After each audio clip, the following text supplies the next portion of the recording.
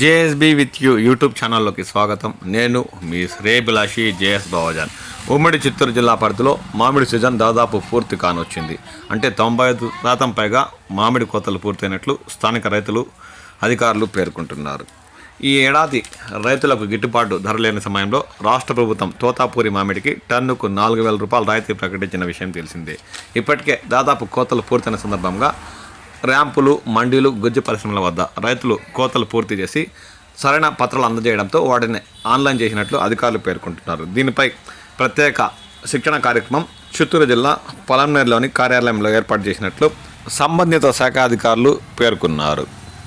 పొలంనేరులోని RDO కార్యాలయంలో తోతాపూరి ప్రోత్సాహకం మంజూరుకు సంబంధించి అనుసరించాల్సిన విధానాలు, నియమాలపై రైతు సేవా కేంద్రం సిబ్బందికి, వీఆర్ఓలకు ఉద్యానవన శాఖ ఆధ్వర్యంలో శిక్షణ ఇచ్చారు. ఈ కార్యక్రమంలో జిల్లా ఉద్యాన శాఖ అధికారి సతీష్ మాట్లాడుతూ గ్రామంలో ఏ రైతుకు ఎంత విస్తరణ ఉంది, పంట వివరాల నమోదు జరిగిందా, సగటు దిగుబడి ఎంత లాంటి విషయాలపై క్షుణ్ణంగా పరిశీలించి నివేదిక అందజేయాలన్నారు. తుది జాబితా విడుదలకు ముందు గ్రామసభ నిర్వహించి అభ్యంతరాలను స్వీకరించాలన్నారు. ఈ కార్యక్రమంలో ఏడీ పల్లవి, అధికారులు వరప్రసాద్, మౌనిక, 5 మండలాల రైతు సేవా కేంద్రాల నుంచి వచ్చిన సిబ్బంది, వీఆర్ఓలు పాల్గొన్నారు.